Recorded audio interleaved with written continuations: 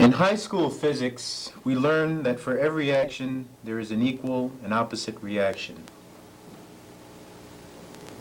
The universe, like this figurine, is in a dynamic state of balance. If we push this figure backwards, it springs forward. And if we push it forward, it springs back. In short, it reacts diametrically to the external forces applied upon it. The education system here in the United States and abroad is like this figurine in that it too reacts to pressures applied from within and from without. Black studies in particular is the product of an external and internal reaction to the overwhelmingly European ethnocentricity that has characterized the American educational system. The system does not operate in isolation from other systems, but indeed interrelates with the economic, political, and social trends that have an effect upon this nation. Not too long ago, the Third World lay prone at the feet of European colonialism.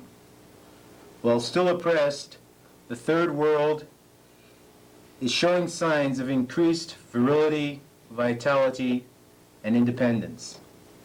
This was illustrated by the expulsion of non-citizens from the Republic of Uganda, despite great pressure from England and other like-minded countries. It is illustrated by the fact that the Viet Cong are still a power to contend with, despite the fact that they have been matched against the most powerful army conservatism could muster. It is also illustrated, perhaps to a lesser extent, by the inception and growth of black studies in the United States. To give you an idea of what black education was like before the advent of black studies, let me quote Chancellor Williams, the author of Destruction of Black Civilizations. Even the revolt against colonialism and the worldwide challenge to white domination of the entire earth does not disturb these scholars of imperialism. They represent the lords of the earth, controlling all levels of education, science, and research. They control the educations of blacks throughout the world. With the rise and spread of independent African states and the Black Revolution in the United States, these scholarly representatives of white supremacy quickly reformed their techniques of mind control. They set up in Europe and America highly financed African studies associations, societies, institutes, history journals, and African periodicals of various kinds, all under complete white control and direction. Their African studies programs were pushed in the colleges and universities far ahead of the general demand for black studies. As the latter developed, black youth discovered that white professors not only had the field occupied, but were still teaching from their traditional ethnocentricity. In this continuing crusade to control the minds of the blacks through the nature of their education, the Americans and the British scholars lead. They are as ruthless and aggressive in their scholarly pursuits on race as their co-partners in seizing and controlling the wealth and peoples of other lands. Having established strong national and international African associations and journals, they even attempt to control research in Africa. They proceeded to flood the world with hastily thrown together African histories, pamphlets, and publications on just about every subject that could stand a black title. From their all-powerful position of strength, they continue to arrange and rearrange the world as it pleases them, naming and classifying peoples, places, and things as they will. In the United States, whites known to have any amount of Negro blood at all are classified as black, whereas in Africa, North Africa in particular,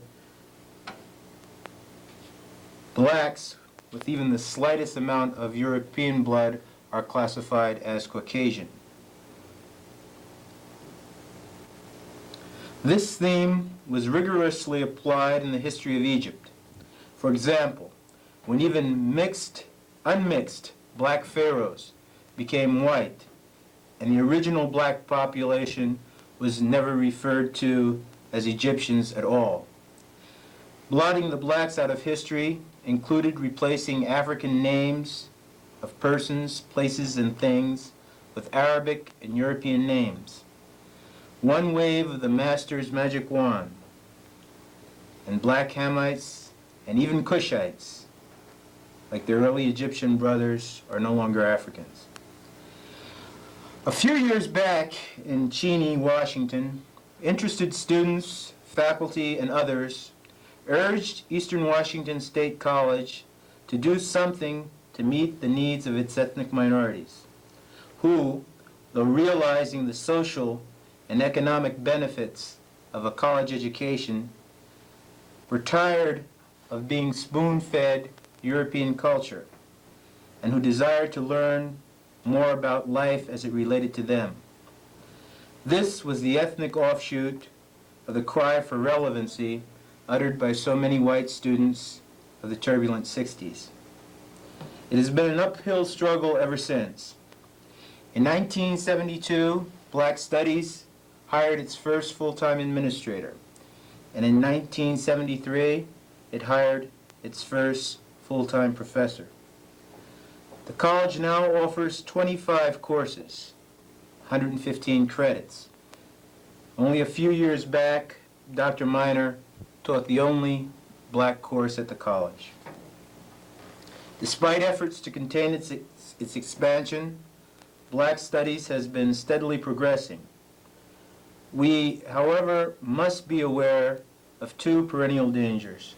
The first is apathy, and the second, overexpansion. In dealing with apathy, we must first realize the significance and importance of black studies to black people. The benefit of black studies to whites is all too obvious. For our survival as a nation is dependent upon the harmonious interrelationship of its people founded on mutual respect. To respect a people is to understand the nobler aspects of a people and their conditions. Secondly, a narrow-minded person is a small person with limited horizons. The world is broad, and in order to benefit from the wealth of its diversity, we must make a conscientious effort to learn about and appreciate the richness of the multi-ethnic reality of the world in which we live. No man is an island, and indeed, in this day and age, no people is an island unto itself. But let us make no pretense about it. Black Studies should, and does, at Eastern Washington State College, concern itself mainly with black students and the elevation of blacks in general. The significance and importance of black studies to black people rests on four basic tenets. And they are, first, that we as a people have a culture that is distinct from that of our neighbors, and we wish to preserve and exalt that culture. Secondly, we as a people are distinct physically from other peoples, and we wish to preserve this distinction. Thirdly, we as a people have made great contributions to world civilization, and we want these contributions to be known. Fourthly, we as a people are citizens of the United States of America, and as a people are entitled to a proportionate share of its wealth and its opportunities. Before the advent of black studies, when in our agony we lifted our faces towards heaven, did the God we pray to look like us, or did he look like the oppressor? Before the advent of black studies, when we read history books, did we read about the deeds of our ancestors, or did we read about the deeds of our exploiters? Before the advent of black studies, when we were sent to schools, were we taught about ourselves or about others? Were we taught from our perspective or from theirs? And so, we must constantly be on guard against apathy and naive individualism. Apathy is a cancer that can devour all the progress we have made to date. If we hold any of these four tenets to be true, we must support the Black Studies Initiative. We must also be on guard against so-called ethnic studies programs that reduce all third world peoples to a common denominator. While blacks have much in common with the American Indian, for example, we also have much in common with white Americans. In dealing with overexpansion,